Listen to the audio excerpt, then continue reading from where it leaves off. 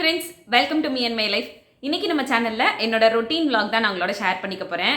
இந்த விலாகில் வந்து என்னோட ரெகுலராக பண்ணக்கூடிய வேலைகள் மட்டும் இல்லாமல் உங்களுக்கு யூஸ்ஃபுல்லாக இருக்க மாதிரி சில டிப்ஸையும் இன்க்ளூட் பண்ணியிருக்கேன். என்னோட வீக்லி மீல் பிளான் பற்றி இதில் ஷேர் பண்ணியிருக்கேன். ஸோ தட் உங்களுக்கு வந்து உங்களோட வீக்லி மீல் பிளான் ரெடி பண்ணும்போது நான் இதில் ஷேர் பண்ணக்கூடிய சின்ன சின்ன விஷயங்கள்லாம் வந்து ஹெல்ப்ஃபுல்லாக இருக்கும். அப்புறம் லேடிஸ் நாம் நிறைய விஷயங்களுக்கு டைம் இல்லை அப்படின்ற பதிலாக நம்ம லைஃப்பில் நிறைய பேர்கிட்ட நம்ம சொல்லியிருப்போம். ஏன்னா வீட்டில் இருக்க வேலைகளை பார்க்குறதுக்கு, வீட்டில் இருக்கவங்கள பார்த்துக்கிறதுக்கு, குட்டீஸை பார்த்துக்கிறதுக்கு அப்படின்னு சொல்லி நம்மளோட நிறைய டைம் வந்து அவங்களுக்காகவே ஸ்பெண்ட் பண்ணிகிட்ருப்போம். ஸோ அந்த மாதிரி டைமில் வந்து நமக்கான டைம் ஸ்பெண்ட் பண்ணுறதுக்கு மறந்து போயிடுவோம். சில நேரங்களில் அதுவே நம்மளுக்கு ஒரு ஸ்ட்ரெஸ்ஸை வந்து க்ரியேட் பண்ணிடும். ஸோ நம்ம எப்படி ஸ்ட்ரெஸ் ஃப்ரீயாக வச்சுக்கிறது, நமக்கான டைம் எப்படி நம்ம ஸ்பெண்ட் பண்ணுறது, அந்த டைமில் நம்மளை எப்படி ஹாப்பியாக வச்சுக்கிறது அப்படின்றதையும் இந்த வீடியோவில் நான் ஷேர் பண்ணியிருக்கேன். வீடியோவில் நான் ஷேர் பண்ணியிருக்கக்கூடிய ஒவ்வொரு சின்ன சின்ன விஷயங்களும் உங்களுக்கு ரொம்பவே ஹெல்ப்ஃபுல்லாக இருக்கும். வீடியோ ஸ்கிப் பண்ணாமல் பாருங்கள். இந்த வீடியோவில் இருக்க கண்டென்ட் உங்களுக்கு பிடிச்சிருந்துச்சு அப்படின்னா மறக்காமல் வீடியோ கீழே இருக்க லைக் பட்டனை கிளிக் பண்ணுங்கள். வாங்க வீடியோக்குள்ளே போகலாம். மார்னிங் என்னோடய க்ளீனிங் ரொட்டீன்லாம் முடிச்சதுக்கப்புறம் தான் கவனித்தேன், இந்த டேபிள் வந்து ஒரு மாதிரி எம்டியாக இருக்க மாதிரி இருந்துச்சு. ஆல்ரெடி நான் வந்து இந்த இடத்துல ஒரு சின்ன இன்டோர் பிளான்ட் வந்து வச்சுருந்தேன். பட் அது ஏனோ தெரியல, வளராமல் காஞ்சி போயிடுச்சு. இது வந்து என் ஹஸ்பண்டோட ஒர்க் ஸ்பேஸு. இங்கே தான் லேப்டாப்லாம் வச்சு ஒர்க் பண்ணுவாங்க.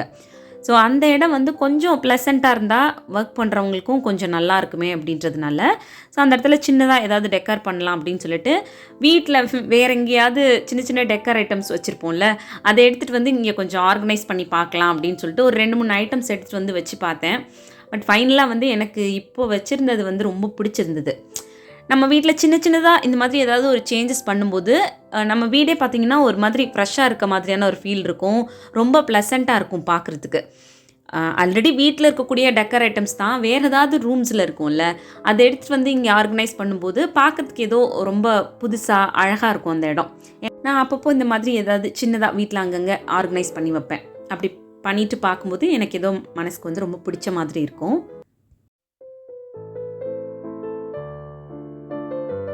வீட்டில் நம்ம நிறைய இடங்களில் இந்த மாதிரி சின்ன சின்னதாக ஆர்கனைஸ் பண்ணி வைப்போம். அது ரொம்ப நாளைக்கு ஒரே மாதிரி ஆர்கனைஸ் பண்ணது அப்படியே இருந்துச்சுன்னா கொஞ்சம் பார்க்குறதுக்கு போரிங்காக இருக்கும். ஸோ அப்பப்போ இந்த மாதிரி சின்ன சின்ன சேஞ்சஸ் பண்ணுங்கள், உங்கள் மனசுக்கே வந்து ஒரு மாதிரி ரிலாக்ஸாக இருக்கும். மார்னிங் பிரேக்ஃபாஸ்ட்டுக்கு பார்த்திங்கன்னா இந்த 2 பாத்திரத்துலேயும் தனித்தனியாக கொஞ்சம் மாவு எடுத்து வச்சுருக்கேன். எதுக்குன்னா பணியாரம் பண்ணுறதுக்கு.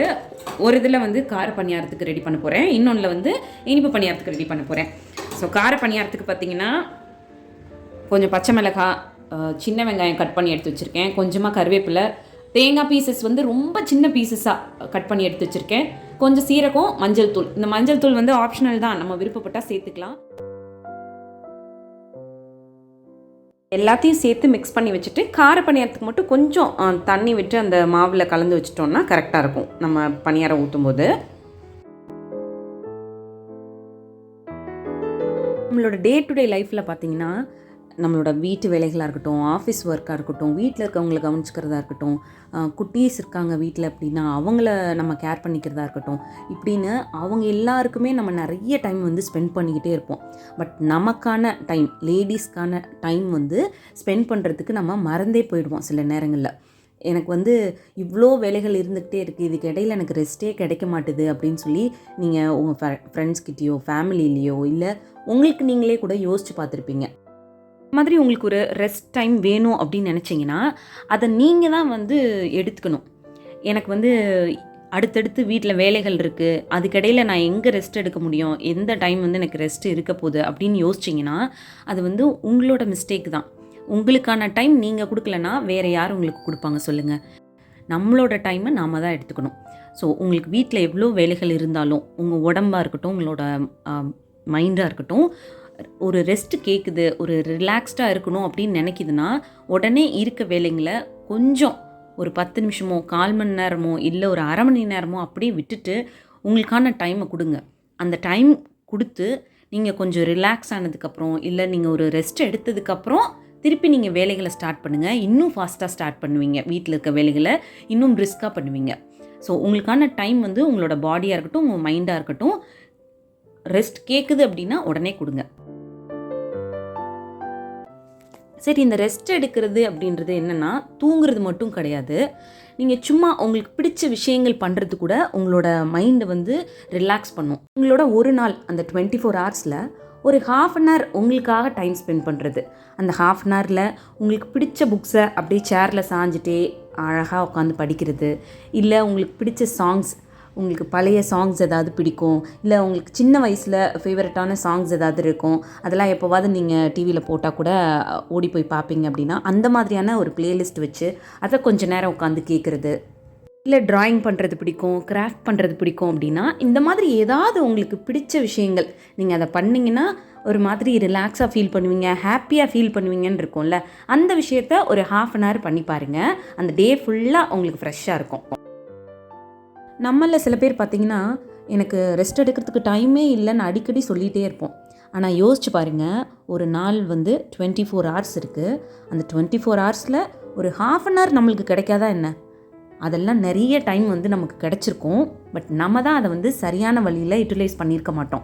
அந்த கிடைக்கிற டைமும் என்ன பண்ணியிருப்போம்னா, வீட்டு வேலைகள் பண்ணுறது, இல்லை உங்களோட ஆஃபீஸ் ஒர்க்கை வந்து கொஞ்சம் முன்னாடியே முடிச்சு வைப்போம் அப்படின்னு சொல்லிட்டு அந்த வேலைகளை பண்ணி வைக்கிறது அப்படின்னு சொல்லிட்டு நமக்கான டைம் கிடைக்கும் போதெல்லாம் நம்ம அதை மற்ற விஷயங்களுக்காகவே ஸ்பெண்ட் பண்ணிகிட்ருப்போம் நமக்கே தெரியாமல்.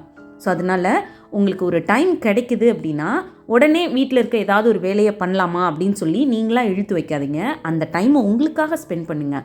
உங்களை நீங்கள் ஹாப்பியாக வச்சுக்கிறதுக்கு, உங்களை நீங்கள் ரிலாக்ஸாக வச்சுக்கிறதுக்குன்னு ஸ்பெண்ட் பண்ணுங்கள்.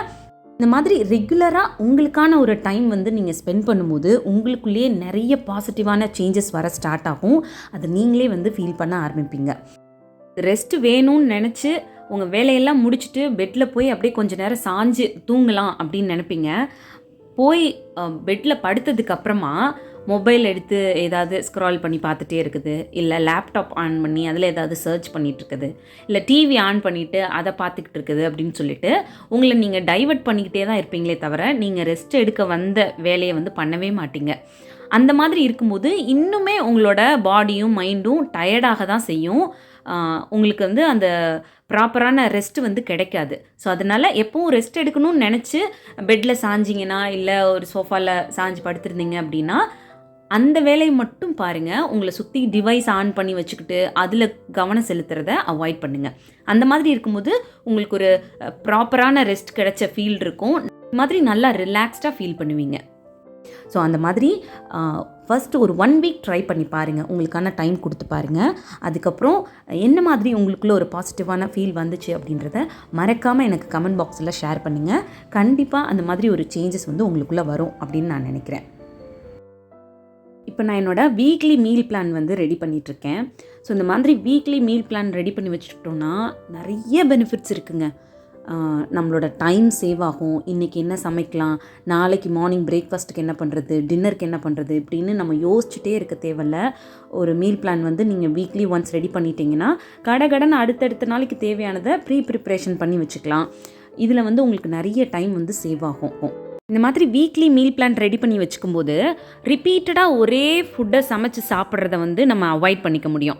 டிஃப்ரெண்ட்டாக நல்லா ஹெல்த்தியாக ஒவ்வொரு வாரமும் நமக்கு பிடிச்ச மாதிரியான ஃபுட்டை வந்து ப்ரிப்பேர் பண்ணி சாப்பிடலாம். அதுக்கும் இந்த மீல் பிளான் வந்து ரொம்ப ஹெல்ப்ஃபுல்லாக இருக்கும். இந்த வீக்லி மீல் பிளானை வந்து ஒரு 1 வீக் கம்ப்ளீட் பண்ணதுக்கப்புறம் நீங்கள் எடுத்து பாருங்கள். இதில் இன்னும் ஹெல்த்தியாக என்ன மாதிரி ஃபுட்டை ஆட் பண்ணலாம் அப்படின்றத ஒரு ஐடியா கிடைக்கும் உங்களுக்கு. அது மட்டும் இல்லாமல் இன்னும் உங்களோட குக்கிங் வேலைகளை ஈஸியாக்கிறதுக்கு என்ன மாதிரியான சிம்பிள் அண்ட் ஹெல்தி டிஷ்ஷஸ்லாம் வந்து இதில் இன்க்ளூட் பண்ணிக்க முடியும் அப்படின்னு உங்களுக்கே நிறைய புது புது ஐடியாஸ் வந்து கிடைக்கும். அப்புறம் இந்த மீல் பிளான் படி நீங்கள் தேவையான வெஜிடபிள்ஸ் மட்டும் வாங்குறதுனால உங்களோட தேவைக்கு அதிகமான வெஜிடபிள்ஸை வாங்கி ஃப்ரிட்ஜில் ஸ்டோர் பண்ணுறதை அவாய்ட் பண்ணிக்க முடியும். ஸோ அதனால் நம்மளோட மணியும் சேவ் ஆகும். ப்ளஸ் வந்து வெஜிடபிள்ஸை ரொம்ப நாள் ஸ்டோர் பண்ணி வச்சு அதோட ஃப்ரெஷ்னஸ் கம்மியானதுக்கப்புறம் நம்ம இன்டேக்காக எடுத்துக்கிறத வந்து அவாய்ட் பண்ணிக்க முடியும். இந்த வீக்லி மீல் பிளானில் வந்து அப்பப்போ ஏதாவது ஒரு சின்ன சின்ன சேஞ்சஸ் வரதான் செய்யும். அதை நம்ம வந்து அவாய்ட் பண்ண முடியாது. ஏன்னா நமக்கே சடனாக தோணும் வெளியில் எங்கேயாவது போய் சாப்பிட்டுட்டு வரலாம், ஒரே மாதிரி வீட்டிலேயே சமைச்சு சாப்பிட்றது கொஞ்சம் போரிங்காக இருக்க மாதிரி இருக்கும், இல்லை நமக்கே டயர்டாக இருக்கும் அன்னைக்கு சமைக்கிற நாள் வந்து. ஸோ அதனால் வெளியில் வந்து வாங்கிக்கலாம் அப்படின்னு தோணும். ஸோ அந்த மாதிரியான நாட்களில் வந்து இந்த பிளான் வந்து சேஞ்ச் ஆகும். ஸோ அன்னைக்கு சமைக்காத ஃபுட்டை வந்து அடுத்த நாள் வந்து அந்த பிளானை வந்து மாற்றி சமைச்சுக்குவேன். சில இடங்களில் நான் வந்து அன்றைக்கி என்ன ஃபுட் சமைக்க போகிறேன் அப்படின்றத மென்ஷன் பண்ணாமல் இருப்பேன். அந்த மாதிரி நாட்கள் மோஸ்ட்லி வந்து நாங்கள் வெளியில் தான் சாப்பிடுவோம். எங்கேயாவது அவுட்டிங் போவோம். ஸோ வெளியிலே சாப்பாடு முடிச்சுட்டு வந்துடுவோம். ஸோ அந்த டைமில் வந்து நான் ஃபுட் எதுவும் அதில் நோட் பண்ணி வைக்க மாட்டேன். என்னோடய பிளான்லேயும் அன்றைக்கி என்ன சமைக்க போகிறேன் அப்படின்றத நோட் பண்ணி வச்சுக்க மாட்டேன். ஸோ அவ்வளோதான், இந்த விலாக் இதோட முடியுது. இதில் நான் ஷேர் பண்ணியிருந்த சின்ன சின்ன விஷயங்கள் உங்களுக்கு யூஸ்ஃபுல்லாக இருக்குது அப்படின்னு நினச்சிங்கன்னா மறக்காமல் லைக் பட்டனை கிளிக் பண்ணுங்கள். அப்படியே இன்னும் நம்ம சேனலை சப்ஸ்கிரைப் பண்ணலைன்னா சப்ஸ்கிரைப் பண்ணிக்கோங்க. இன்னொரு யூஸ்ஃபுல்லான வீடியோவோட நான் உங்களை மீட் பண்ணுறேன். தேங்க்யூ.